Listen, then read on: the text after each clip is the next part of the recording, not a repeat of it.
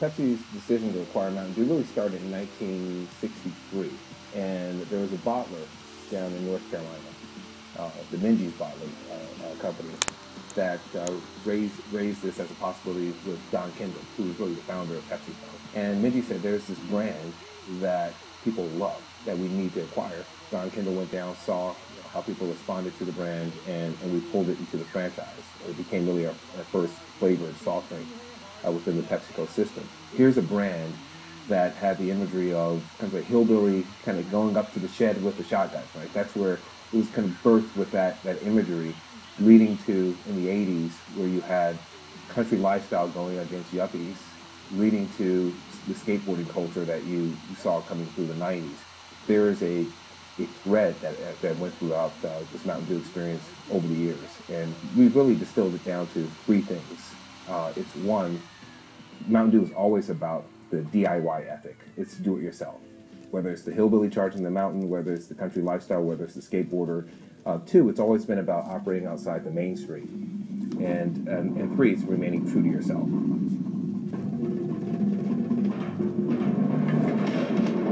Moving into the 70s and 80s, we still had the challenge of bringing Mountain Dew from a really rural part of the country to the suburbs and more urban metropolitan areas of the country. So in the 80s, we launched a new campaign called Country Cool. It sort of instilled this philosophy about life. We're always sort of taking risks, but having fun and being carefree at the same time. It didn't really expand rapidly until you got into the late 80s, coming into the 90s. And when we kicked off the Do the Do campaign, that's really what catapulted it as a mega brand within the soft drink category. Do the Do was really that shift towards imagery. Done it, did it, done it, doing it tomorrow. Whoa. Talk about segments of the soft drink category. The carbonated soft drink category, or what we say for short is CSDs, pretty much split into two main areas. The first is your colas, and the other is your flavors. Mountain Dew is a leader in the flavor category. As a category overall, CSDs have hit a rough patch over the past couple of years. We certainly haven't seen a lot of growth in the category as folks are starting to drink other alternative beverages like your waters, your non-carbonated beverages, juice drinks. So it's a little bit more of an effort for us to make sure we're top of mind when folks go to their store to purchase beverages. So when we talk about the Mountain Dew consumer, we kind of talk about it in two ways. One, we talk about that existing base that we have, those folks that drink Mountain Dew a ton right now. And we also talk about that kind of next generation of Mountain Dew users. So when you talk about the existing base, it's mostly Gen X, slightly older, very male-oriented consumer base. Guys who have kind of grown up with the brand, who associated with the Do campaigns from back in the 80s and into the early 90s.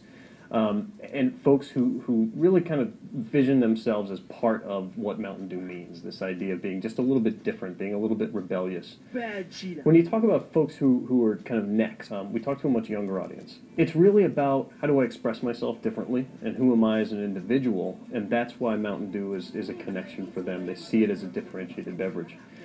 It's such a fragmented beverage world right now that it's tough to get that mind share to make sure that once folks try it, they continue to drink it often. So really our target as we continue to grow our brand is that younger audience, that core male, that guy who is looking for something a little bit different. It's a difficult consumer to talk to. One, because there's so many other brands that are trying to get attention. They've got a lot of media inputs coming at them, and they're engaged in so many different areas that when you talk about TV, they're not giving their full attention to TV anymore. It's really hard to break through that clutter. So you've got to be creative, and you've got to make sure that you're talking to that consumer in a way that they're willing to accept what you're saying, and in many times willing to say, hey, you know what? I enjoy what you're saying, and I want to tell my friends about it. The carbonated soft drink market has really been soft for, I would say, about the last 10 years. It's been declining. With the economy, the carbonated soft drink market has really taken a hit. So it's a very challenging environment. There has been, in the last several years, a proliferation of new products. The biggest line extension that really kicked off a ton of innovation in the industry was Mountain Dew's own Code Red.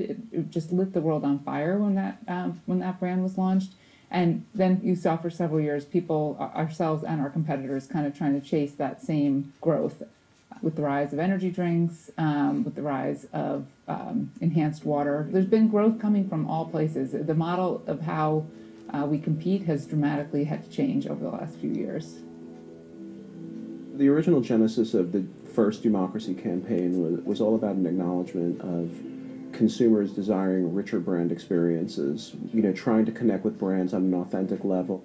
So with democracy, what we were trying to do was tap into consumers and specifically millennial consumers that were kind of already fans of the brand and kind of harness their passion a bit and get them into the franchise in a deeper way. And we had noticed that the traditional ways of connecting with consumers weren't working as well in terms of TV and radio advertising and traditional forms of advertising. So we wanted to go with a more kind of deep and immersive experience for consumers, and we felt that digital was the right way to reach them. So Democracy One was kind of this rich, immersive storytelling experience that fused different elements between gaming and entertainment and storytelling and the early workings of social media in terms of message boards and consumers forming teams and collaborating with one another.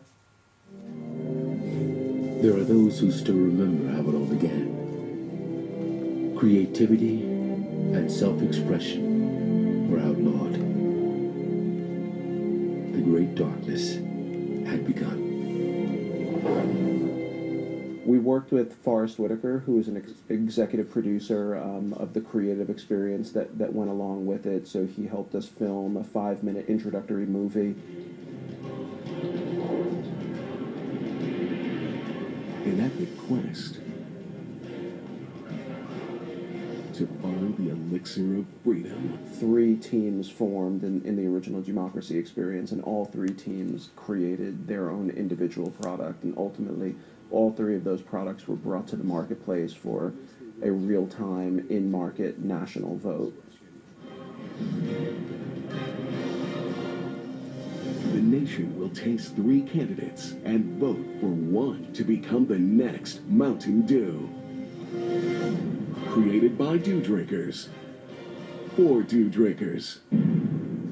So the objective of Democracy One was really to harness the passion of Mountain Dew consumers and invite our loyal brand fanatics into the Mountain Dew experience and invite them to participate in the creation of 3 potential candidates to be the next Mountain Dew product. Of 27 minutes per visit, they created 3 unique new flavor combinations. Consumers created all elements of the drink, including the name, flavor, color, logo, and battle cry of each new Mountain Dew. Then, this summer, the 3 candidates hit the shelves for the whole country to taste. We kept them engaged through a digital and online experience in the coming months as we developed the products, and then ultimately the 3 products came to market, and we did an online vote where we had approximately 500,000 consumers voting for which of the 3 should stay on as a permanent addition to the Mountain Dew family. So Democracy One was a great example of very deep consumer engagement. So across all phases, we had 1.5 million consumers participate in some aspect of the Democracy online experience. We had 750,000 consumers participating in the creation of the product. And then moving forward into the voting stage, we had an amazing amount of success with 500,000 consumers voting, millions and millions of packages on shelf, and ultimately, a very good groundswell of support for the ultimate winning product, which was Mountain Dew Voltage. Fall 2008, a year after Democracy kicked off, Mountain Dew Voltage was launched as a permanent addition and a line extension to the Mountain Dew family of products. After